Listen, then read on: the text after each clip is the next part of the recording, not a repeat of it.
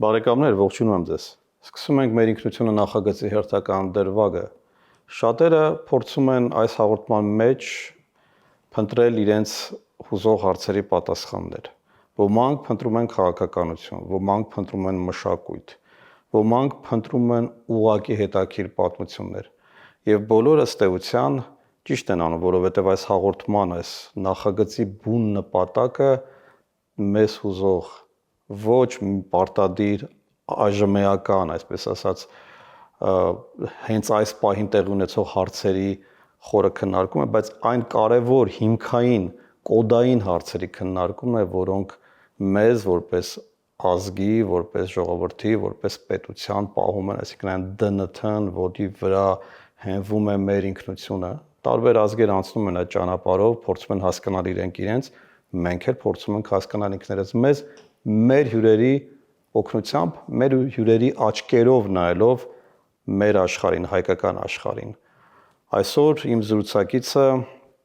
լրագրող, վավերագրող, հեռուստատեսային տարբեր շատ հայտնի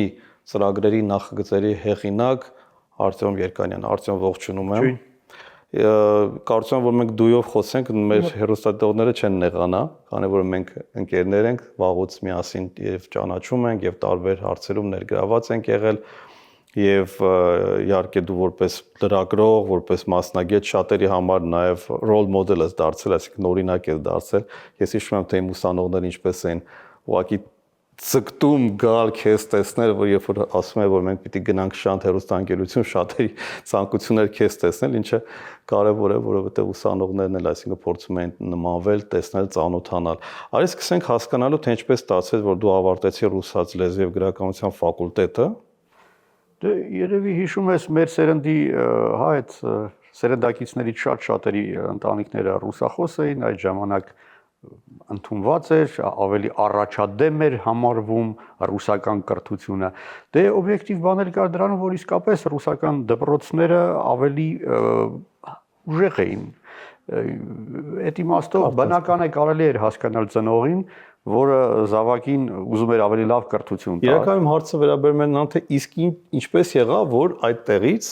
անցում արեցի դեպի բավականին այդպես հավակնոտ դաշտ, որը լրագրությունն է, այլ 90-ականներին։ Դա իսկապես այդ անցումը բավական ծանր էր, բնական է սկսել եմ ռուսալեզու մամուլում, տպագիր մամուլից եմ սկսել, դեռևս կոմերիտական, երբ 16 տարեկան էի։ Այ անցումը մայրենի լեզվին բավական բարդ տեղի ունեցավ եւ տարիներ պահանջեց եւ դա բարդ էր ոչ միայն ինձ համար, այլ վստահ եմ նաեւ հեռուստադիտողի համար, որը նկատում էր երևի իմ լեզվի բոլոր թերությունները եւ հանդուրժող էր իմ թերությունների նկատմամբ, ինչի համար շնորհակալ եմ։ Ենթադրում եմ հիմա էլ նկատվում է երբեմն, որ ես առաջին լեզուն ռուսերենն է,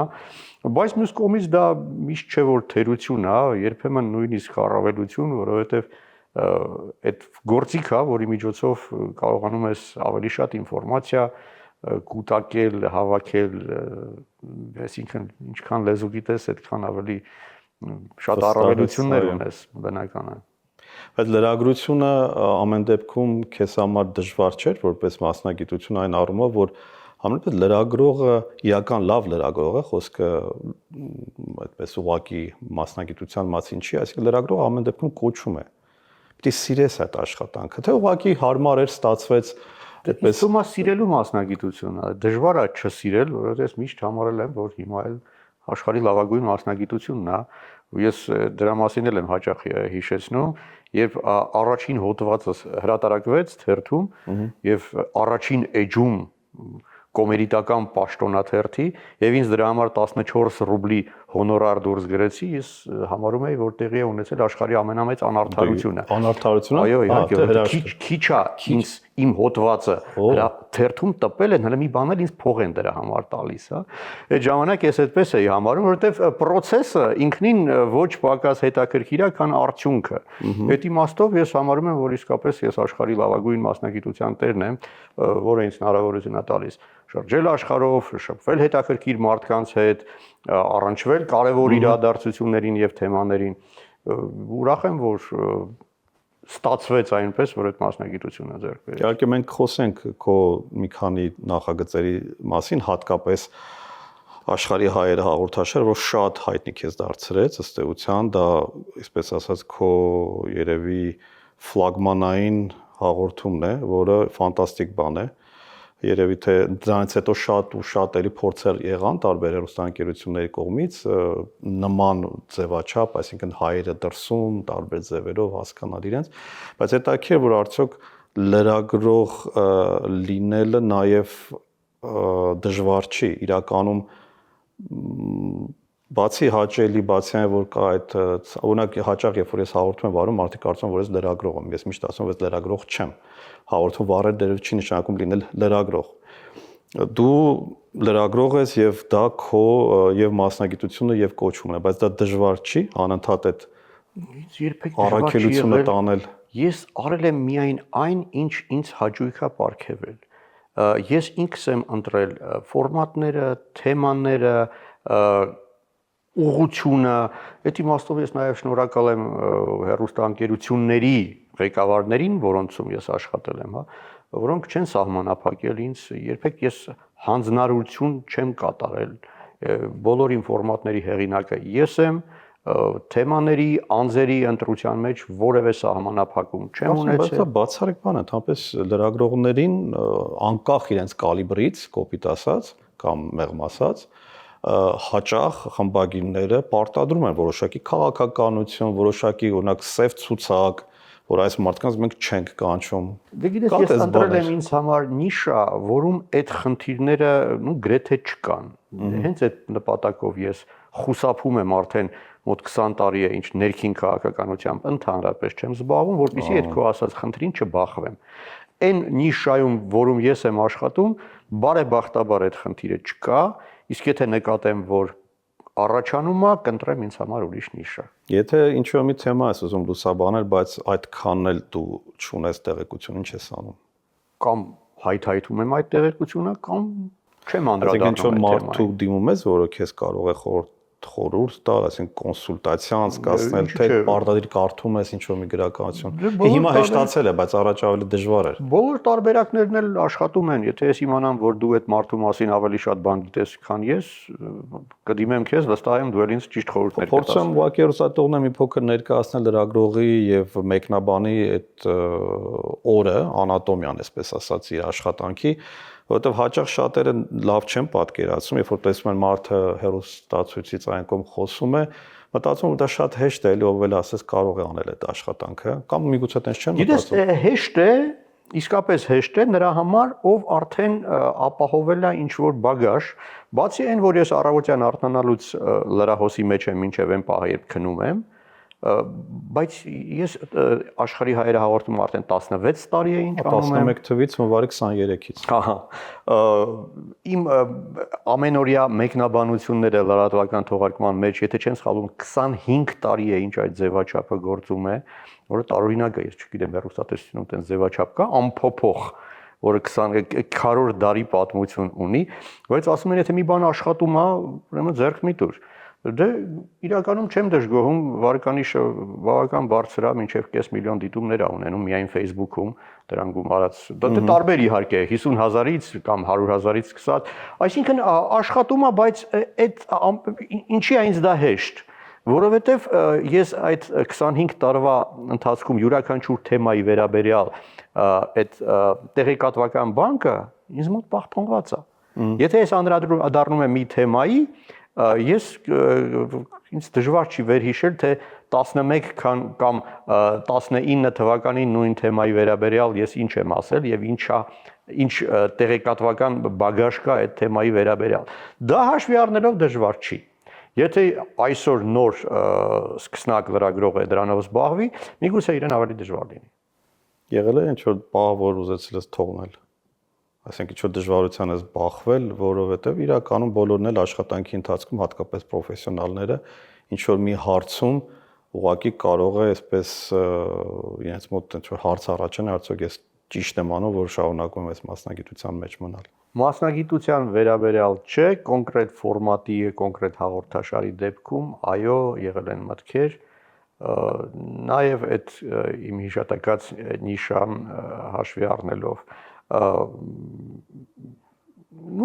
ճնշում չասեմ, ճնշում չի եղել, բայց երբ զգում էի, որ հնարավոր է սկսվի միջամտություն, սկսում էի մտածել արդյոք չարժի նոր ձևաչափ մտածել, որում այդ միջամտությունը կլինի բացառված կամ ավելի քիչ հավանական։ Դու նաև գրքի հեղինակ ես։ Դե այդ վերջերս եմ Շնորհավորում եմ։ Շնորհակալ եմ։ Գիրքը լույս տեսավ Զակոն վրա։ Իրականում մի փոքր հետաքրքիր է քեզ տեսնել այս ամպլուայի մեջ ու ինչ է սա ընդհանրապես։ Ես չեմ համարձակվի ասել, որ սա որ ես գրականությամբ եմ զբաղվում, որ ես գրող եմ դարձել, հա։ Ես պատմություններ եմ պատմում, արդեն 35 տարի է, հա, տարբեր ձևերով պատմություններ եմ պատմում։ Դա կարող է լինել հոդվածի ձևով, կարող է լինել վավերագրական ֆիլմի ձևով, ինչպես մինչ այդ է եղել։ Հիմա համարձակվել եմ պատմությունը ներկայացնել գրական տեքստի ձևով եւ հավակնություններ չունեմ, ինչպես մի անգամ ասել եմ, ոչ Դաստոևսկի եմ դառնալու, ոչ Ուիլյամ Սարոյան, հա, բայց եթե զգամ, որ այս պատմություն ներկայացնելու այս ձևը պահանջված է, ուրիշ պատմություններ եւս կներկայացնեմ։ Այսինքն քո մտքում կա։ Իրականում ես առաջին գիրքը դեռ 2000 թվականին էի գրել, մտադիր էի հրատարակել, բայց սկսվեց պատերազմը ու այդ գիրքը մի անգամից կորցրեց իր ակտուալությունը։ Այս մի գիրքը այսպես կապված չէ որևէ իրադարձության հետ, անգամ որևէ երկրի հետ, ունիվերսալ է, գործողությունները կատարվում են Խաղաղ օվկիանոսում մի կղզում, այսինքն այս գիրքը նույն չափ հետաքրքիր պետք է որ լինի թե հային, թե նորվեգացուն, թե ինդոնեզիացուն։ Հենց այդ նպատակով, բայց բնական է կա դրական հերոսներից մեկը հայ է եւ ինչ որ մեսեջներ փորձում են օգտագործել հնարավորությունը տեղ հասցնելու համար իհարկե, եթե օտար ընթերցող ընթերցի, փորձելու եմ նաեւ Ռուսաստանում հրատարակել, հենց այդ նպատակով էլ ռուսերեն եմ գրել։ Թարգման եմ աշնանա։ Հայերեն։ Հա։ Արդյոք դժվար չի լրագրողին պատերազմ լուսաբանել, սեփական պատերազմը։ Դժվար է, երբ զգում ես, որ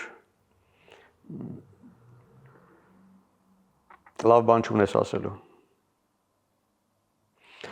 Ես ավելի երիտասարդ էի առաջին պատերազմի ժամանակ, ճակատում չեմ եղել, առաջին պատերազմի ժամանակ այստեղ ակտիվ լուսաբանում էի Հայաստանից, օտարերկրյա լրատվամիջոցների համար աշխատում էինք, այդ ժամանակ դե կարելի էր նաև տեղեկատվական պատերազմի ինչ-որ մաս համարել դա, շատ ավելի հեշտ էր երևի։ Որտեվ մենք հաղթող կողմ ենք։ Այս անգամ ես բնական է մեկնեցի Արցախ այդ օրերին, բայց հենց պարզ դարձնում առաջին հրադադարից հետո որոշում կայացվեց այլևս չշարունակել լուսաբանումը դեպքի վայրերից։ Վտանգի առումով։ Ենթադրում եմ վտանգներ պատճառը, արդեն առաջին հրադադարից հետո ինձ արդեն սկսեց պարզ դառնալ, որ լավ չի։ Իսկ հետո տարօրինակ չէր, որ սկսեցին ընդհանրապես չխրախուսել Արցախ գնալը, այդ թվում եւ լրագրողներին։ Այդ ժամանակ ես համոզվում էի, որ իմ զգացումը արդարացի էր։ Իհարկե Արցախյան թեման ամենացավոտ թեմաներից մեկն է եւ ինչ ես կարծում պատերազմը ինքը կարող է լինել ազգի ինքնության մաս։ Ցանկացած ազգ ձգտում է խուսափել պատերազմից։ Պատերազմը մոբիլիզացնում է ազգերին եւ հնարավորություն է տալիս ընդգծել այն առանցքը, որի շուրջ ձևավորում է ազգային ինքնությունը։ Մեր դեպքում պարադոքսալ բան տեղի ունեցավ։ Պատերազմի օրերին մենք համախմբված էինք, բայց պատերազմից հետո չարեցինք որևէ եզրահանգում։ Կատ ունեք այս երկրորդ պատերազմից հետո մենք պարակտված ենք։ Դե կարծում եմ այո։ Պատերազմի օրերին համախմբված էինք, թեև կարող էինք լինել շատ ավելի համախմբված, եթե միշտ ասում ենք, որ 11 միլիոն հայ ենք աշխարհում, ապա Հայաստանից դուրս համախմբվեցին, չգիտեմ, այդ 8 միլիոնից ընդամենը կարծում եմ 2-3 կամ 4-ը ուր էին մնացածը, ես իրանց չէի տեսնում։ Դե չնայած դժվար է մեղադրել մարդկանց, չգիտեմ, 4-րդ սերնդի ամերիկացուն կամ ֆրանսիացուն կամ որը գիտի, որ հայ է, բայց իր ինքնությունը սահմանափակվում է ապրիլի 24-ին ծաղիկ դնելով կամ բաստուրմա ուտելով։ Դե դրա պատասխանատվություն չեմ ուզում ասեմ մեղավորություն, բայց նաև Հայաստանի Հանրապետություն ունի, որը ի տարբերություն այլ երկրների սփյուռքի համախմբման, գործիքայնացման, օգտագործման լավ իմաստով, այսինքն ռազմավարական հետ աշխատանքի գրեթե որևէ բան չի արել այդ ուղղությամբ։ Դե նույնիսկ հակառակ տենդենսներ եմ ցավոք տեսնում, ոչ միայն չօգտագործել սփյուռքի ռեսուրսները, այլ նաև նվազեցնել սփյուռքի ռեսուրսները, քանի որ ըստ ինչ-որ պատրանքի դա կարող է վնասել եւ վտանգել։ Ես չեմ հավատում, որ սփյուռքի ռեսուրսը կարող է վնաս բերել սփյուռքի։ Դա տարօրինակ բան է։ Արտем, դու աշխարհի հայերը անում ես 11 թվից եւ շատ հայերի ես հանդիպել, որոնք բնականաբար քեզ համար նաև եւ բացահայտում են եղել եւ ինչ որտեղ միգուցե հպարտության աղբյուր են եղել եւ նաև իսկապես հետաքրքիր ճակատագրեր են եղել մարդիկ ինչպես են կարողացել հասնել այդտեղ, որ դարձել են քո հերոսը, այսպես ասած։ Իրես սկզբում ես որոշել էի, որ հաղորդումը լինելու է, հաղորդաշարը լինելու է տարբեր երկրներում հայտնի հայերի մասին։ Հետո հասկացա, որ շատ ավելի կարևոր գործ արած կլինեմ, եթե ոչ թե անդրադառնամ հայտնի հայերին, այլ բացահայտեմ անհայտ, բայց արժանի հայերին։ Ավելի կարևոր գործ արած կլինեմ։ Եվ արդեն վերջին երևի 10 տարին հենց դա է իմ նպատակը։ Գտնել մեկին, ով արժանի է հայտնի լինելուն, բայց չգիտես ինչու հայտնի չէ։ Այդ իմաստով կարծում եմ ավելի կարևոր է։ Եվ դա անսպառ է կարծես։ Գիտես, ես 65 էջից բաղկացած տեղեկատվական բանկ ունեմ, ցանկացած երկրում արժանի հայերի։ Քարտեզագրել ես, հա, բոլորը։ Ինքնին դա աշխատություն է, եթե հրատարակվի։ Ինչպես է ստացվում, որ մենք ունենք այդ ռեսուրսը դրսում եւ ներսում, բայց ինքներս մեր ուժերին չենք հավատում։ Մենք հաճախ օրինակ փորձում ենք պատերազմի մասին խոսելիս ենթադրենք ամեն անգամ խուսափել ասել, որ այո, եթե օրինակ պատերազմ լինի, մենք ստիպված ենք լինելու, բայց պիտի պատերազմենք, որ պատերազմը անխուսափելի է հաճախ լինում։ Այսինքն ինչի ենք մենք անընդհատ ուզում այլ ազգերի առջև երևալ, որպես իբր մենք շատ խելոք ենք, մենք շատ բարի ենք, մենք շատ պուպուշ ենք, մենք ո՞նց կարող ենք մենք ինքներս ենթադրենք ագրեսիա ցուցաբերել, ընդ որում ես խոսում ինքնապաշտպանության մասին։ Չգիտեմ, Գյորգ։ Եթե իմանաս ով այդ հարցի պատասխանը կտա, բայց դու ես զգացել որպես բանկա։ Հա։ Զգացել ես, որ մենք այդպես փորձում ենք կեղծել ինքներս մեզ։ Գիտես, իրականում պետք է օբյեկտիվ գնահատել սեփական ռեսուրսը, բայց պետք է նաև սեփական ռեսուրսը առավելագույնս օգտագործելու մեթոդներ փնտրել։ Միգուցե այդ դեպքում այդ ռեսուրսը ավելի մեծ լինի։ Մենք երբեմն անտեսում ենք ռեսուրսը, որը կա, պարզապես այն ճիշտ օգտագործելու ձևից չենք օգտվել։ Մենք փորձում ենք, հա, միգուցե բոլորս էլ եւ լրագրության մեջ եւ վերլուծության մեջ այսպես զսպվածություն ցուցաբերել բնականաբար, էմոցիա շատ ցույց տալ, բայց մենք տեսնում ենք, որ աշխարհում բոլորն էլ լավ էլ էմոցիոնալ են, բավականին էմոցիոնալ են, վերցենք նույն Միացյալ Նահանգները, վերցենք Ռուսաստանը, վերցենք Ֆրանսիան, Իրանը, բոլորը էմոցիայի վրա են։ Մենք չգիտեք, կամ մեզ ասում են, որ գիտեք, էմոցիա չի կարելի, էմոցիան լավ չի, պետք է շատ սառը դատել, պետք է օբյեկտիվորեն նայել, բայց որևէ մեկը այդպես չի։ Գիտես, ես անկողմնակալ լինել չեմ կարող, քանի որ լուսաբանում եմ թեմաներ, որոնք ուղղակի մեզ են վերաբերում։ Ես չեմ էլ ուզում ինչ-որ տպավորություն ստեղծել, որ ես ձգտում եմ լինել անկողմնակալ։ Ոչ, ես օբյեկտիվ չեմ, ես անձ եմ, ով ունի ինքնություն եւ բնական է այդ ամենը անդրադառնում է իմ հայացքի վրա, իմ հայացքը սուբյեկտիվ է, ես չեմ թաքցնում դա եւ ոչ մի վատ բան դրանում չեմ տեսնում։ Բայց չենք մեզ փորձում անընդհատ բերել այդ կեղծ օբյեկտիվության դաշտ անաչառության։ Եթե ես լրագրող եմ, ով լուսաբանում է ինչ որ ներքաղաքական process-ներ ու ես աշխատում եմ անկախ հեռուստաընկերությունում, ես պետք է լինեմ օբյեկտիվ։ Ճիշտ է լինել օբյեկտիվ։ Իսկ եթե ես ազգային մտածելակերպ ունեցող մարդկանց համար ստեղծում եմ հեռուստատեսային product, ինչու պետք է ես ձևանեմ, որ ես չեզոք եմ եւ օբյեկտիվ, ոնց կարող եմ ես չեզոք լինել, եթե ես հայերի մասին հաղորդում եմ անում։ Կոնկրետ հայերի։ Իհարկե դու շատ կենսուրախ մարդ ես։ Հաճախ մարդիկ երևի մտածում են, որ դու շատ միշտ ես լուրջ, միշտ ես պետք է դու շատ լուրջ մարդ ես, բայց միևնույն ժամանակ շատ կենսուրախ, դու շատ սիրում ես ճամփորդել, նոր մարդկանց հետ շփվել, ծանոթանալ եւ այդ հաղորդումները քեզ թույլ է տալիս դա անել։ Բայց արդյոք այդ շփումների ժամանակ դու ավելի շատ տխրում ես, որ իրենք կարող են մեզ մոտ լինել կամ իրենք կեսը հայերեն չեն խոսում, միգուցե նույնիսկ Հայաստանում չեն եղել, թե ավելի շատ հպարտանում ես, որ նման մարդիկ կան եւ դու ճանաչում ես։ Իհարկե շատ է տխրեցնում, որ երբեմն բացահայտում եմ իմ հայի, շատ ուրախ եմ, որ այդպես իմ հայի եմ բացահայտել, միշտ լավ է, կայֆ է, չէ, sense մարդը ոչ մեկ չգիտի։ Իսկ հետո զրույցի ընթացքում հասկանում եմ, որ այդ մարդը Հայաստանը քաղաքական քարտեզում չի գտնի։ Էլ չեմ ասում Արցախը չգիտի որտեղ է։ Բայց գիտի ցեղասպանություն, դե էդ է իրան օգնում հայ լինել։ Ափսոս ցավոք, բայց դա իրականություն է։ Բայց նույնիսկ այդ մարդու ռեսուրսը հնարավոր է օգտագործել, որտեղ ինքը դեմ չի օգտագործել այդ ռեսուրսը։ Եվ ինքը եւ առաջարկում է նույնիսկ։ Իր հետ կարելի է աշխատել, նույնիսկ ես եղել է, որ կսեմ նկատել, որ այդ իմ հաղորդման արդյունքում իր մեջ ավելի շատ հայ լինելու ցանկություն է արթնանում։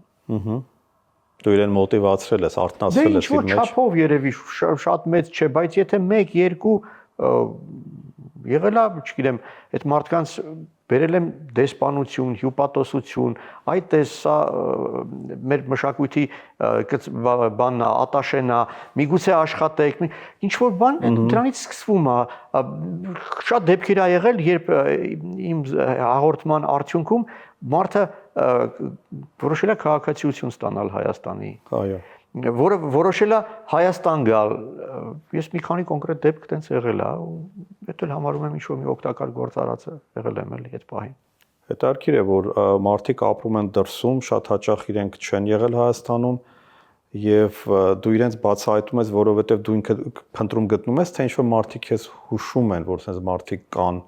Դե ընկերներս էլ գիտեն, որ միայն երջանիկ կլինեմ եւ շնորհակալ, եթե ինչ մի նոր հետաքրքիր մարդու հուշեն։ Վստահ եմ, եթե դու այդպեսի մարդու մասին իմանաս, անմիջապես իսկ կզանգես, կասես, միայն շնորհակալ կլինեմ։ Եվ բոլոր հնարավոր եղանակները օգտագործում եմ հավաքագրելու եւ հարստացնելու այդ իմ տեղեկատվական բանկը։ Որ քո հերոսն է հաղորդման, որ քեզ ամենաշատը տպավորել։ Գիտեմ, մի քիչ պրիմիտիվ հարց է, բայց ինձ հաճախ ձել է հետաքրքրում որպես ուղղակի դիտող, թե որ մեկն է եղել, որ իսկապես քո վրա շատ մեծ տպավորություն է թողել, կամ չես սպասել, որ ինքը ենթադրենք ունի այն ինչ որ դու բացահայտել ես։ Ամենատարածված հարցն է եւ ամեն անգամ շատ դժվար է ինձ այդ հարցին պատասխանել։ Okay։ Արդար չի լինի այդ 600 հոգուց 600 հոգի արդեն, հա։ 600 կլինի, դե 16-րդ տարին է ինչ աշխատում է։ Արդյոք իսկ ինչ ես կարծում, իրենք բոլորը կրում են հայկական ինքնություն։ Այս կամ այն չափով։ Ես մեկ կամ երկու դեպք ա եղել, երբ պարզապես զգացել եմ, որ այս հաղորդումը եթե չեմ տալու, այսինքն նկարել ես, ավարտել ես ու որոշել ես զգացել եմ, որ արժանի չի այդ մարդը։ Չի հասնում, ներողություն, լավ բառ չի հասնում։ Բա ինքը չի նեղացել քեզնից։ Թող նեղանա։ Ինքն է ինձ, այսինքն հիաց թափեցրել, այսինքն ես չեմ կարողացել ես բարձել եմ, որ ինքը հետաքրքիր մարդ է, արժանի մարդ է, բայց երբ զրույցի ընթացքում նկատել եմ, որ ինքը չունի հայ լինելու ցանկություն, այսինքն ինքը այդպես ասում է, որ ես կամ զգացել եմ, ինքը կորցրել է ինձ համար իր նշանակությունը։ Ես այլևս չեմ ուզում իրեն ներկայացնել որպես այս ֆորմատում ներկայանալու արժանի մարդ։ Եվ եղել են 1, 2, միգուցե 3 դեպք, 3 հաստատ։ Երբ ես նկարել եմ հաղորդումը, բայց եթե չեմ տվել, չնայած որ հետաքրքիր ինքը իր այությամբ հետաքրքիր մարդ է, բայց հայ չի։ Մի բան էլ ասեմ հակառակը։ Անուն չտամ, բայց մի բավական հայտնի դիզայներ, հայկական ազգանունով, չեմ էլ ասի որ երկրում, արեցինք հաղորդումը, ինքը պատմեց, խոստովանեց, որ արմատների մասին շատ քիչ գիտի, բայց հպարտա, որ հայ է, Հայաստան է եկել, Արցախ է եկել, իսկ հաղորդումից հետո ասեց Արտյոմ, մի բան ասեմ էլի։ Իսկ դու գիտես, որ ես հայ չեմ։ Ասեմ ոնց։ Ասում է ազգանունս հայկականի նման է, բայց որքան ես գիտեմ, իմ արմատները մոլդովացի եմ արմատներով, յան վերջավորության, բայց ինձ այդքան կայֆ է, որ դու եկար ինձնից հարցազրույց, ասում եմ ես չգիտեմ, ենթադրում եմ, որ մոլդովացի են եղել նախնիներս, բայց քանի որ շատ հայ ընկերներ ունեմ, իրանք ինձ համոզել են, որ ես հայ եմ, ու ես որոշել եմ, որ ես հայ եմ։ Ու ես ինչ-որ պահից ես սկսել եմ հետաքրքրվել հայկական թեմաներով, գնում եմ Հայաստան, գնացել եմ Արցախ, ու որոշել եմ կարևոր չի, յանա վերջավորությունը, վերջ ես որոշում եմ, որ ես հայ եմ։ Այդ Armenian by choice ասում են, հա։ Հայ, ես հպարտացա, նույնիսկ ասի շատ լավ, կարևոր չի դու ազգությամբ, էթնիկ, քո արմատներով, արյունով, դու որոշել ես, որ ցավդ էլ տանեմ, արի ես քեզ ամեն ինչ։ Իհարկե։ Հիմա չեմ ուզում ասել, ով է գտնել մտած ենթադրել թե ով կարող է, շատ հետաքրքիր է։ Իսկ մենք անցնում ենք այդ ճգնաժամի միջովից քեզ ինքնության, ինքնութենական Ես ինչու եմ այս հարցը տալիս, այս հարցը շատ իմ հյուրերի եմ տալիս, հաճախ, քանի որ կա հակասական երկու մոտեցում, որ մենք իսկապես ճգնաժամի մեջ ենք եւ դա նաեւ պարտադրվում է դրսից, մասնավորապես հարևան երկրների կողմից, որպեսզի մենք սկսենք կասկածել մեր ինքնության, մեր արժեքների, մեր պատմության, ահավասիկ օրինակ ցեղասպանության վերաբերյալ մենք անցանք այդ օրերը, տեսանք ինչքան հակասական մտքեր, գաղափարներ հնչեցին հենց հայկական լսարանի կողմից, որոնք թերևս պիտի չլինեին, բայց ինչ որ է։ Բարեբախտաբար ես զգում եմ, որ դա եղանակի վրա չի ազդում, Գևորգ։ Իսկ այսինքն մենք չունենք այդ խնդիրը, որ վաղվա սերունդը կարող է ավելի շատ գնալ այդ կոսմոպոլիտիզմի ճանապարհով, ընդ որում նույնիսկ եթե ես դա որպես բացասական բան չասեմ, բայց որպես միտում, տենդենս ասելու, որ մարդիկ իրենք սկսեն ասեն, դա ինչ կարևոր է, ինչ ազգ ենք։ Միշտ մարդ ուզում է իդենտիֆիկացնել իրեն ուժեղ համայնքի հետ։ Եթե մեկը 1/4 է հայ, 3/4 իռլանդացի, ընդհանրենք, ինքը կուզենա նաև հայ լինել, եթե հայերը ասոցիացվեն ինչ-որ լավ բանի հետ, ուժեղ ազգ են, արժանի ազգ են, արժանապատիվ ազգ են, ինքը կուզի պահպանել այդ իր հայկականությունը եւ նաեւ որպես հայ ներկայանալ, այդ ոչ միայն որպես իռլանդացի։ Ես վստահ եմ, որ 20 թվականի աշնանը մենք մի քանի միլիոն հայ կորցրեցինք, որովհետեւ հայ ներկայանալը շահեկան չէր։ Դարձավ ոչ շահեկան։ Դարձավ ոչ շահեկան եւ այդ իմ ասած 1/4 հայերից շատերը այլևս չխոսեցին իրենց հայկական այլևս չպատմեցին իրենց ընկերներին, որ իրենք հայկական ծագում ունեն։ Արդյոք շատ շնորհակալ որ դա ասում ես, որովհետև նրանք ովքեր դրսում մի քիչ նաև վերլուծական միտք ունենալով նայում են, տեսնում են այդ ինչ որ դու նկարագրում ես, դա ակնհայտ է, այսինքն մարդիկ սկսեցին կամ հրաժարվել կամ ուղղակի ամաչել նույնիսկ, իհարկե ես ցավում եմ, բայց շատ մարդիկ մեր հայրենակիցներ այստեղ նույնիսկ վիրավորվում են, որ ասում ես մարդիկ են, դա իրանց գլուխն է, ուրեմն քարը իրենց գլուխը եթե տենց են, բայց դա հա, դա էմոցիոնալ դժվար է, որովհետև ինքը դե վերջո ապրում է մի երկրում, որտեղ կան լեզվի, կրոնի, ավանդույթների մեծ տարբերություն այդ մարդուն շատ դժվար է ինքնուրույն պահպանել իր մեջ էտա։ Մի բան ասեմ, դու գիտես, որ մինչև 20-րդ դարի 70-ական թվականները Ամերիկայում հայերին ասում էին Կալիֆոռնիայում, ասում էին ասիացի գնչուներ, ու շատ էր վիրավորական ձևով։ Հայերը ընկալվում էին որպես երրորդ սորթի մարդկանց էին վերաբերվում։ Այդ կարծրատիպը կոտրեց Ջորջ Դուկմեջյանը, որը ընտրվելով Կալիֆոռնիայի նահանգապետ, Ամերիկայի ամենակարևոր նահանգի եւ Կալիֆոռնիան աշխարհում 4-րդ տնտեսությունը ունի, չէ՞։ Ցույց տվեց, որ չէ, այս մենք ձեր պատկերացրածը չենք եւ հայերը սկսեցին այլևս չամաչել նրանից, որ իրանք հայ են, այլևս ասիացի գնչուներ չէին հայերը։ Իրանք ասում են, տես մենք ովքեր ենք, տես մեր աղբերը ամբողջ Կալիֆոռնիայի ղեկավարը ընտրվել եւ այդ բանը տեղի ունի, այսինքն անձի դերը մի հոգի Փոխեց հոգեբանություն 1 միլիոնանոց համայնքի։ Անձի դերը շատ կարևոր է։ Իսկ մեր ներսում կա տենց խնդիր, որ մենք ունենք անհատի խնդիր, որ կարող է պետք է փոխի մեզ, թե մենք փոխվելու կարիք չունենք։ Մենք միշտ փոխվելու կարիք ունենք եւ առաջնորդներն են փոխում։ Առաջնորդը կարող է փոխել այս կամ այն ուղղությամբ։ Հիմա կախված նրանից թե ով է երկրի առաջնորդը, ովքեր են համայնքների առաջնորդները, մեզ անցալում են այս կամ այն ձևով։ Եթե մի երկրում, չգիտեմ, ընդունված է ամենահեշտը Ֆրանսիայում Շարլ Ազնավուրի հետ էին ասոցիացվում հայերը, ուրեմն համապատասխան վերաբերմունք կար։ Եթե Հայաստանում առաջնորդը այս մարդն է, այս մարդու ընկալումը ազդում է այդ ազգի եւ պետության մարդկանց ընկալման վրա, ու դա բնական է։ Ես նաեւ ուզում եմ հասկանալ, արդյոք մենք այսօր ինքնությունը պահելու համար պիտի ունենանք պահանջը ներքևից, թե իշխանությունը քաղաքական վերնախավը էլիտա կոչվածը պիտի տա այդ արժե համակարգը, այդ ամբողջ մատրիցան, որի վրա պիտի մենք կառուցենք։ Ինձ թվում է երկուսն էլ։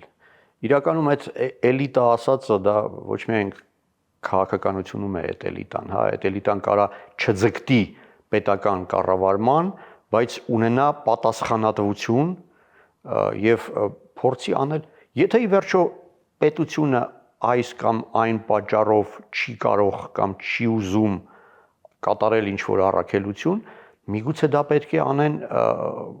առաջնորդները, էլիտան, դա կարող է լինել մտավորական, դա կարող է խոշոր գործարար։ Իսրայել պետությունը ով ստեղծեց։ Ռոթշիլդը որոշեց, որ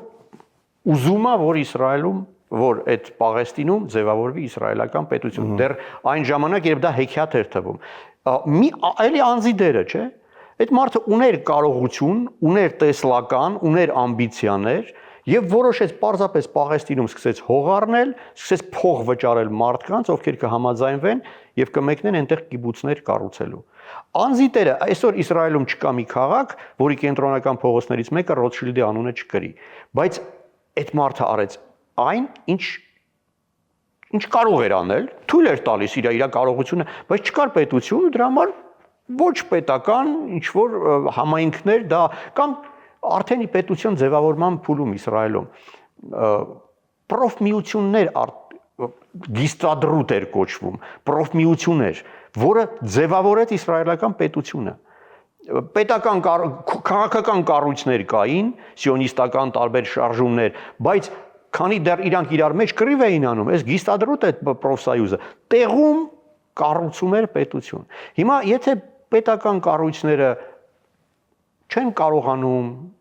օբյեկտիվ կամ սուբյեկտիվ պատճառներով այդ անձերի դերը, ցավոք, մեզ մոտ այդ Ռոթշիլդները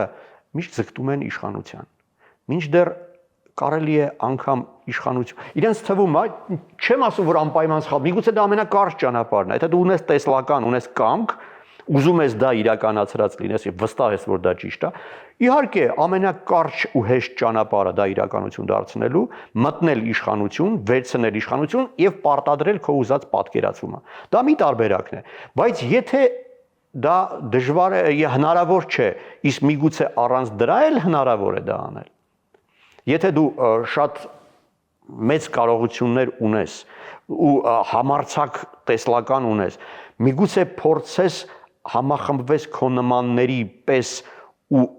այդ առաքելությունը փորձես իրականացնել առանց իշխանության հասնելու։ Դա իդեալական տարբերակ կներ, բայց ինչպես դու ես նշում, կամ շարունակելով քո միտքը, կարող ենք տեսնել, որ հայ մեծահարուստները այդպես էլ չկարողացան իմի գալ եւ օրինակ ստեղծել համալսարաններ, ստեղծել ինստիտուտներ, նպաստել պետականության ամրապնդմանը, թե մենք ենք ինչ-որ բան սխալ անում, որ մենք չկարողացանք այդպես էլ իրենց ներգրավել։ Պետությունը երբեմն այդ մարդկանց խանգարում է, որովհետև անմիջապես վախենում է այս մարդու մտքին ինչ կա, եթե ինքը այսքան ակտիվ է, ինչի է ինքը Հայաստանի մասին այդքան մտահոգ, չէ՞ որ մենք ենք պատասխանատու ես երկրի ճակատագրի համար, իսկ մեկ ուրիշը մրցակից են տեսնում իդեմս։ Այսինքն չեն վստահում։ Դե այդպես էր դեռևս 2000-ականների սկզբներին Ռուբեն Վարդանյանի դեպքում, դա էս ինչ ա 20-20 ծրագիրը, այդ ինչ է, ուրեմն իշխանության ա ուզում, հա։ Ինչա դա ադրբեջանական նաև նարատիվ էր, երբ որ ինքը գնաց Արցախ, հետագայում նաև այստեղ էլ նա գնում է Արցախ, որպեսզի գա այստեղ հեղափոխություն անի եւ այլն, հիշում ես։ Գիտես, դա ոչ միայն այսօր, հա, 20-րդ դարի սկզբներում էլ ունեինք այդ ազդեցիկ ու տեսլական ունեցող մտավորականներ, ովքեր ինչ որ բան արեցին, չգիտեմ, բարեգործական միություններ ստեղծեցին, հասարակական կառույցներ Սփյուռքում, նաև խորհրդային Հայաստանին էին անգամ օգնում, հա, նույն Նուբարը, հա, բայց չարեցին ավելին այն ինչ հրեա մեծահարուստ հասարակական գործիչները արեցին Իսրայելի համար։ Ցավոք մենք չունեցանք Ռոթշիլդներ։ Շատ հաճախ մեզ մոտ մարդիկ նեղանում են կամ նեղվում են, երբ որ մենք զուգահեռներ ենք անցկացնում Իսրայելի հետ։ Դա երևի քարոզչության արդյունք է կամ միգուցե օբյեկտիվ պատճառներ ունի, բայց արդյոք մենք պիտի զուգահեռ անցկացնենք, կարող ենք ընդհանրապես, այսինքն համեմատել մեզ, ոչ թե համեմատել, այլ պարզապես փորձել տեսնել այնտեղից ինչ կարող ենք վերցնել։ Ես միշտ եմ համեմատում, ինձ այդ օրինակները ուղղակի ծանոթ են, այդ երկրին քիչ թե շատ ծանոթ եմ, 5 անգամ եղել եմ, եւ ամենաճիշտը հենց իրենց հետ համեմատելն է, որովհետեւ շատ ընդհանուր բաներ ունենք։ Եվ ի վերջո այն հաջողված օրինակի հետ քեզ պետք է համեմատես։ Ինչու ես միշտ հեծանիվ փորձում հորինել, եթե կան լավ օրինակներ, որոնք վերլուծելով կարող ես եզրահանգումներ անել քեզ համար։ Իսրայելը կարող է լինել օրինակ։ Լավ կլիներ, եթե լիներ օրինակ։ Ահա։ Իսկ արդյոք մենք ինքներս որևէ մեկին կարող ենք օրինակ լինել։ Մենք ունենք լավ բան, որը ուրիշները մեզնից կարող են վերցնել։ Գիտես, ես գաղափար ունեի նկարահանել վավերագրական ֆիլմ, որը կկոչվեր Ավագ եղբայր։ Միշտ հայերն են ձգտել ավագ եղբայրներ փնտրել, չէ՞։ Բայց օրինակ Երուսաղեմում բացահայտեցի, որ հայերն են ներկայացնում իշխանությունների առաջ ղպտիների, եթովպացիների ու ասորիների իրավունքները, եթե խնդիր է ունենում իրենց համայնքը, դիմում է հայոց պատրիարքին, հայոց պատրիարքը ներկայացնում է խնդիրը իշխանությանը, այդպես է եղել Օսմանյան իշխանության ժամանակ, Հորդանանյան, բրիտանական մանդատի, հիմա էլ Իսրայելում։ Այսինքն հայոց պատրիարքն է իրենց համար ավագ եղբայրը։ Այլ փորձենք եղել է պատմության ընթացքում բազմաթիվ դեպքեր, երբ մենք ենք եղել ավագ եղբայր։ Կարևոր բան ես ասում։ Արտյոմ ջան, այսինքն մենք պիտի ունենանք այդ հավակնությունը, իհարկե հավակնոտ է, հա։ Սա է էլի հենց ինչպես է ստացվում, որ հանկարծ մենք սկսել ենք կորցնել այդ հավակնությունները, ինքներս մեր հանդեպ վստահությունը, չէ՞ որ մենք ունենք, դու տեսնում ես դա, ինչպիսի հրաշալի, չեմ ուզում ասել ԴՆԹ-ով մարդիկ, որտեղ դա մի փոքր այլ բան է, բայց այսինքն ունենք մեծ ժառանգություն, մեծ հարստություն, մեծ ձեռքբերումներ, մարդիկ, որոնք դարերի ընթացքում արարել են, այսինքն երբեք չեն նստել ձեռքերը ծալած։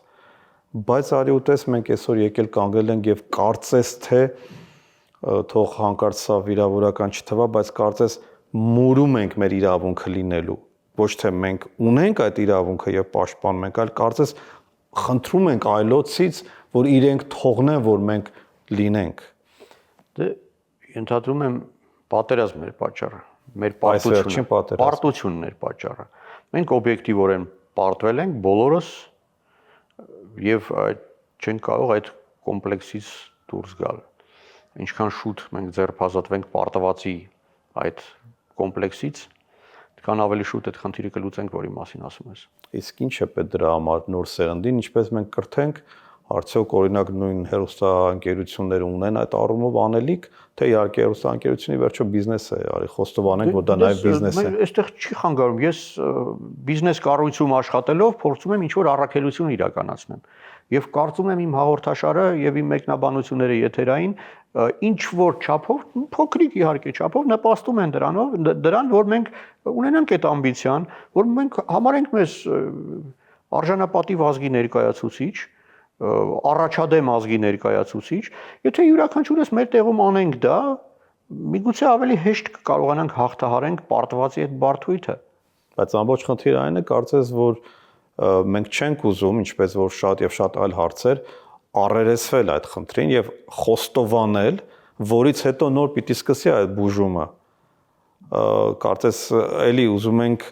ձև անել, որ ամեն ինչ լավ է։ Դե հոգեբանները ավելի ճիշտ գնահատական կտան այդ երևույթին, բայց բնական է ցանկացած իշխանությանը հարմար է ասել, որ ամեն ինչ լավ է։ Բոլոր իշխանությունները ասում են ամեն ինչ լավ է։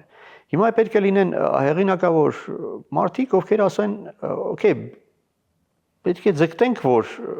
չհիասթափեցնենք մարդկանց իհարկե, բայց այդ դիագնոզը իսկապես պետք է, եւ եթե դա դիագնոզը չի տալիս պետությունը, այդտեղ պետք չի ամեն ինչ պետության վրա թողնել։ Օքեյ, պետությունը չի անում, ուրեմն պետությունը չի անում, ուրեմն փորձենք մենք անել։ Մենք չգիտեմ ով, մտավորականներ, ազդեցիկ խոշոր գործարարներ, իսկ միգուցե շատերը փորձում են անել, բայց պատի են հանդիպում եւ ի վերջո նաեւ թողնում գնում են Հայաստանից, այնտեղ կայանում են եւ վերջում արդեն իրենք են փորձում հասկանալ իրենց պետքա հայ մնալ, թե չէ ընդհանրապես։ Դա լավ տեղին քո այդ նկատառումը ուրիշ լուծում չկա, կամ պետք է մենք ազդենք իշխանության վրա, որ իշխանությունը անի դա, կամ փորձենք անել մենք ասելով, չգիտեմ, ինչ որ էլիտան իշխանության չձգտող էլիտա ձևավորվի, որ իշխանությունը չվախենա այդ էլիտայից, որ էլիտան հստակ ասի, չունեմ ամբիցիաներ, չեմ ուզում, ես անում եմ այստեղ, այս երկրում եմ որոշել, որ թորներս պետք է մեծանան, որովհետև ուզում եմ, որ այսպես լինի, այլ ոչ թե որովհետև ուզում եմ իշխանություն գրավեմ։ Ի վերջո, հայրենասիրությունը դա ինչ է, դա ամբիցիա է, դա էգոիզմ է։ Մեծ բաներ չոս։ Հայրենասիրությունը դա էգոիզմ է։ Եթե ես հայրենասեր եմ, իմ դեպքում պատճառը դրա հետևյալն է։ Ես ուզում եմ, որ լավ լինի ինձ եւ իմ նմաններին։ Դա մեծ բառեր չուսենք։ Եթե ես իդենտիֆիկացնում եմ ինձ որպես հայ, ուրեմն ես ուզում եմ, որ իմ նմաններին լավ լինի։ Իմ նմանները հայեր են։ Եվ միայն էգոիզմից ելներով եմ ես ուզում իմ հայրենասիրությունը, դա էգոիզմ, ու դա ինձ թվում է ամենաճիշտ հայրենասիրությունն է։ Ես ունեմ ռեսուրս անելու համար, որ իմ նմաններին ավելի լավ լինի։ Ես դա անում եմ իմ համար։ Եթե յուրաքանչյուրս այդպես մոտենանք, միգուցե ավելի շուտ կհասնենք մեր ունեցած։ Հետաքրքիր բանաձև է առաջարկում, այսինքն սեփական բարեկեցությունը եւ սեփական հպարտությունը պրոյեկտել ավելի բարձր մակարդակով եւ բոլորիս համար դա դառնա, այսպես այդ արեալի լինելու բանաձևը, հա։ Գյորգ, ասենց օրինակ բերեմ, պատկերացրա 16 հարկանի շենքում ես ապրում ու ձեր շենքի մուտքը չունի դուռ, չունի դամաֆոն, ենթադրենք։ Բայց դու ունես փոքրիկ երեխաներ կամ չգիտեմ, կեղծ աղտոտում են քո մուտքը փողոցից եկող բոմժերը կամ չգիտեմ։ Հիմա շենքի բնակիչները աղքատ են, չեն կարող իրենց թույլ տան դուռ տեղադրեն դամաֆոնով։ Իսկ դու կարող ես քեզ թույլ տալ։ Դու այդ դուռը ինքդ ես տեղադրում, բոլորը օգտվում են։ Դու դա ինչի համար արեցիր։ Մեր բոլորի ինձ համար։ Չէ, քո համար արեցի։ Իհարկե, այստեղ ուղղակի մի փոքր ես հասկանում եմ ալեգորիան, բայց ես մի փոքր այդտեղ վտանգ եմ տեսնում, որ հանկարծ պետությունը, ինչպես եւ միշտ եղել է կարծես, օրինակ, ենթադրենք, դպրոցում գյուղի ինչ-որ մի դպրոցում տանիքը չկա համարյա թե։ Ինչ են անում, ոչ թե գյուղը, գյուղապետարանը կամ պետական միջոցներով, այլ եկեք գտնենք մի բարերար դրսից, որը կգա կսարքի եւ այդպես էլ անում են։ Իրենք գյուղի գումարները գրպանում են, բարերարը գալիս կառուցում է, այդ սխեման սկսում է աշխատել, բոլորը կարծես թե գոհ են, ի վերջո տանիքը կա, բարերարը իրեն լավ է զգում, իրեն հայ է զգում, իրեն ինչ որ ձևով ռեալիզացված է զգում, պետությունը փողերը առանձնապես չի մտածում որտեղից գտնի եւ ամեն ինչ բոլորը կարծես երջանիկ են։ Գեորգ, մեկը մյուսին չի խանգարում։ Հիմա էլի այդ մուտքի օրինակով բերեմ, հա, այդ կարելի էր սпасել տարիներով, որ ԺԿ այդ դուրը դնի, չէ։ Okay, ԺԿ կամ օբյեկտիվ պատճառ կա, որ չի կարողանում դնել, կամ սուբյեկտիվ, բայց եթե դու սпасես, դու դուր չես ունենա։ Իսկ եթե ասֆալտի մասն է խոսքը։ Հիմա արի շարունակենք մուտքի բանով, ուղղակի ինքը բանը, էլի ակնառու է, էլի դարձնում։ Հիմա ինչ անենք, սпасենք միջև ԺԿ մեզ դուր դնի։ Okay, չի դնում, կամ վատնա ԺԿ, կամ ԺԿ-ի փողը չի հերիքում, չի դնում։ Կա երկու տարբեր, կամ սпасենք, կամ դուրը դնենք։ Դուրը դնելու երկու ձև կա, կամ ամբողջ այդ 16 հարգի բոլոր բնակիչներին համոզես, չես կա, կամ էլ դու քո վրա վերցնես։ Եթե կարող ես, Գեորգ ջան, եթե կարող ես կանես, չէ՞։ Հետո կգանք ասեն, գիտես ինչ, Գեորգ ջան կամ Արտյոմ ջան, մեր վերելակը չի աշխատում։ Ոչ ենք սпасելու։ Հարևաններից մեկը Թասիբիկ են գնի, ասի Գեորգին, տես ոնց հարգեցին մեր մուտքը։ Ես էլ մի ուրիշ օրինակ վերեմ, էլի իրական օրինակ է։ Շվեդիայում մի փոքրիկ քաղաք կար, Կալմար։ Այնտեղ բան կար, կամուրջ կառուցելու անհրաժեշտություն կար։ Տարիներ շարունակ այդ կղզում ապրող մարդիկ իրանց քաղաքապետարանից ասում են, բա կամուրջը երբեք կառուցելու, կամուրջը երբեք կառուց։ Չէր կառուցում քաղաքապետարանը։ Իսկ հետո համայնքի մի հեղինակավոր ներկայացուցիչ ասել ժողովուրդ, քաղաքապետարանը չի կառուցում, եկեք սենց մի բան։ Ես հաշվել եմ, այդ կամուրջը կարժենա, ու օրինակ ենթադրենք, 1,000,000 կրոն։ Այդ կամուրջը կառուցելու համար պետք է 1000 հատ հորիզոնական բալկա եւ ենթադրենք 20 հատ ուղղահայաց ծանր մեծ բան սյուն, հենասյուն։ Եկեք սենց անենք։ Համայնքում ով կարա փող տա Հենասյան համար, այսքան արժի։ Հենասյան վրա գրելու ենք իր ազգանունը։ Ով կարա փող տա այս ուղղահայաց բալկաների համար, ազգանունը գրում ենք։ Իհարկե, բայց դա բացառություն պիտի լինի։ Բայց դա աշխատեց։ Հենց դրա համար է ստեղծվել ընդհանրապես մարդկության կողմից, որպեսզի ինքը բոլորի հոգսերը հոգա, որքան կարող է։ Իհարկե։ Եվ եթե ես հասկանում եմ քո մոտեցումը, բայց այստեղ վտանգն է, որ այդ դեպքում նույն քաղաքապետը, նույն գյուղապետը իրենք սկսում են պարզապես, ինչպես որ նշեցի, ուղակի ասել, դե ուրեմն սա ձեզ է, պետք գնացեք արեք։ Չէ, արդյունքում իշխանությունը այդ քաղաքում փոխվեց։ Որովհետև քաղաքապետը հասկացավ խայտարակվել է ինքը։ Առակը հետաքրքիր բան կցուցանը, ես չեմ ուզում քաղաքականացնել այս վերջի դրվագը, այսինքն իշխանության փոփոխությունը կարևոր է առաջընթաց գրանցելու համար։ Եթե չես կարող հույս կապել իշխանության հետ, կա երկու, կամ թողնում գնում ես, կամ փորձում ես անել քո մուտքի դուռը ինքդ տեղադրես։ Արտեմ, իսկ քեզ մոտենալով արդեն մեր զրույցի վերջնամասին, ո՞րն է բնորոշիչը հայ ինքնության։ Օրինակ, ոմանք ասում են լեզուն միանշանակ։ Ըստ քեզ։ Գիտես, այդպես դա համալիր է։ Իհարկե։ Բնորոշիչները։ Արտադրիչը մեկը։ Գիտես, մենք բացառիկ ազգ ենք նրանով, որ եթե հավատանք ստատիստիկային 98%-ը հայ առաքելական եկեղեցու հետևորդներ են։ 98։ Չգիտեմ կամ ինչքան, հա, իրանց քրիստոնյա են անցալում, ներկայանում եւ այդպես են գրանցվում։ Եկեք անկեղծ լինենք, մեր համակարգացիների ճնշող մեծամասնությունը աթեիստ են։ Բայց այստեղից հակասություն չեմ տեսնում, կարելի է լինել ոչ հավատացյալ ու լինել հայ առաքելական եկեղեցու զավակ, որդի եւ հետևորդ, հա։ Պարադոքս չկա այստեղ։ Եկեղեցին այստեղ ինքնության վրա շատ մեծ ազդեցություն ունի եւ դեր ունի։ Եվ բողոքական հայը միևնույն է ճանաչում է հայ առաքելական եկեղեցին որպես կամ կաթոլիկ հայ։ Կամ կաթոլիկ հայը։ Տես իսկապես այդպես է, չէ՞, կաթոլիկ հայը ինքը կաթոլիկ եկեղեցում է կնքվել, բայց հայ առաքելական եկեղեցին է պաշտում, որովհետեւ դա է այն հենասյուներից մեկը, որի շուրջ հայերը համախառնում են։ Դա Մխիթարյանների եւ Արաքելական։ Ես այդ իմաստով գիրքը իմ գոչվում է Զակոն վրան այն հեթանոսական աստվածն է, որը պահպանողականության խորհրդանիշն է դարձել։ Պահպանողականությունը 50 անց մարդու համար շատ բնական վիճակ է։ Որ ասում եմ դու 18 տարեկան ես ու հեղափոխական չես, սիրտ չունես։ Եթե 50 տարեկան ես ու պահպանողական չես, հիմար ես։ Հիմա եթե մի բան աշխատում է, ուրեմն դրանից հրաժարվելը անհեթեթություն առնվազն։ Եկեղեցուն դերը կարող է ոչ թե դերը, այլ ինստիտուտների բարեփոխման անհրաժեշտություն գուցե կա, բայց անտեսել եկեղեցու դերը հայկական ինքնության մեջ հնարավոր չէ, ինչպես եւ լեզուն է այստեղ կարևոր եւ ինչը իսկապես պետք է տրանսֆորմացիայի ենթարկվի, դա օրինակ Սփյուռքում ցեղասպանությունը որպես առանցք անցալելը։ Սփյուռքի բազմաթիվ կառույցներում այդ առանցքը միայն ցեղասպանությունն է։ Եթե այդ թեման այսօր կորցնում է իր կամ նվազում է այդ ակտուալությունը, մարդիկ սկսում են կորցնել առանցքը։ Քանի դեռ ուրիշ առանցք չկա, չի ստեղծվել, պետք է շատ զգուշ լինել այդ թեմայի վերաբերյալ։ Հայաստանը կենտրոնությունը պիտի դառնար դա, բայց կարծեք այդ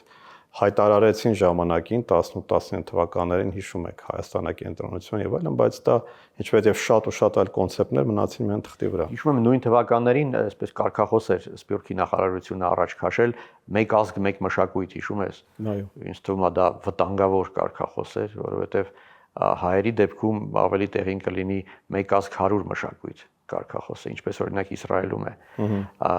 Իսրայելն հենց այդպես են անում, ասում են դու սևամորթ ես, ոչինչ, դու հրյա ես, արի։ Դու բուխարացի ես, հա, ուզբեկական խալաթով գալի։ Okay, արի, ոչինչ։ Եթովպացի ես, արի, դու էլ ես հրյա։ Բոլորը եկեք, մենք բոլորս հրյաներ ենք։ Կարևոր բան է ասում, ընկերներից մեկն էր ասում, չեք վախենում, ասում էր, երբ որ օտարներ են գալիս։ Իրականում աբսորբացնելու մեխանիզմները այդքան էլ հեշտ չեն։ Միացյալ Նահանգները կարողացավ դա անել, հրյաները կարողանում են անել հաջողակ ազգ լինելու նաև այդ համատեքստում մեզ համար իսկապես այդ մշակութային առանձնահատկությունները պահելը շատ դժվար է, ենթադրենք, եթե ինքը առաքելական չի, եթե առավել եւս քրիստոնյա չի։ Իհարկե դա շատ կարևոր է, շատ նաև շատացնելու խնդիր կա, բայց արդյոք օրինակ հիմա կարծեք հենց դա էլ անում են, հա, տարբեր երկրներից մարդիկ գալիս են Հայաստանի քաղաքացիությունը ստանում, բայց իրանք արդյոք ներհյուսվելու են մեր իրականությանը, արդյոք իրանք չեն լինելու առանձին գետոներ, որոնց մենք չենք կարողանալու աբսորբացնել, ընդհակառակը իրենք շատանալու են եւ մենք ենք խնդիր ունենալու։ Ես խնդիր չեմ տեսնում, թող տարբեր մշակույթներ լինեն։ Պետք է ազգային մշակույթ մեկը պետք է լինի դասականը, բայց չպետք է մերժենք ոչ դասականները։ Ուժեղ լինես այդ դեպքում։ Դրանով է դոմինանտ պիտի լինի, մնացածը իրենց։ Եթե դու մերժում ես բոլոր նրանց, ով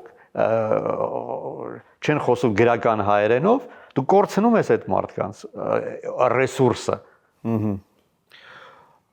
Արդյոք եւ վերջում իմ այսպես ավանդական դարձած հարցն է, մենք շոշափեցինք տարբեր հարցեր, վերջում ես ուզում եմ հետեւյալ հարցը տալ, կարող ես ինձ ասել, ըստ քեզ որոնք են մեր ազգի դրական կողմերը։ Մի քանիսը։ Միգուցե որոնք այդպես շատ հնչածներից բաց են, դեռ հյուրասեր ենք, հյուրընկալ ենք, ընտանիքասեր ենք, կա ինչ-որ բաներ, որ դու բացահայտել ես քեզ համար, որ մեր մեջ կա այդպես ներսում նաև թաքնված։ Դե գործարար ենք, ստեղծարար ենք, ահա, լավ, կենսունակ ենք։ Այսինքն ռուսեն ասում են ժիվուչի, հա, այդ։ Ահա։ Դա։ Այդ երևի մեզ շատ բնորոշ բան է։ Դա որովհետև դու տեսես թե Առաջադեմ ենք։ Մենք առաջադեմ ենք։ Հետաքրքիր է։ Մենք առաջադեմ ենք։ Իսկ տպավորություն կա, որ մենք բավականին հետադիմական ենք։ Չէ՞։ Գիտես, երկիրը կարող է առաջադեմ չլինել, բայց ազգը առաջադեմ է եւ դա ապացուցում են, այսինքն մենք աշխարհայացք ունեցող ազգ ենք։ Մեր բանը կրուգազորը, հա, այդ ինքը մեծ է։ Մենք աշխարհ տեսած ազգ ենք։ Աշխարհ տեսած։ Մենք աշխարհ ճանաչող ազգ ենք։ Միգուցե պատճառն է, որ հին ազգ ենք, բայց հին ազգ լինելու մեջ շատ լավ բան, միշտ չէ որ դա լավ է, էլի։ Էստոնացիները երիտասարդ ազգ են, կամ էմիրությունների մարդիկ 55 տարվա պատմություն ունի այդ պետությունը։ Դրա համար միշտ չէ որ հին լինելը դա հպարտության առիթ է։ Բայց նաև առավելություն է։ Ճիշտ օգտագործել է պետք է առավելությունը։ Շնորհակալ եմ, Արտյոմ։ Շնորհակալ եմ, Գևորգ։ Շնորհակալ եմ նաև ձեզ բարեկամներ։ Ինչպես տեսաք, մենք այսօր շատ տարբեր կողմերից փորձեցինք հասկանալ ինքներս մեզ եւ ֆանտաստիկ է Արտյոմի թվարկած գործարար, կենսունակ, առաջադեմ, ինչ շատ հիացրեց առաջադեմ բնորոշումը,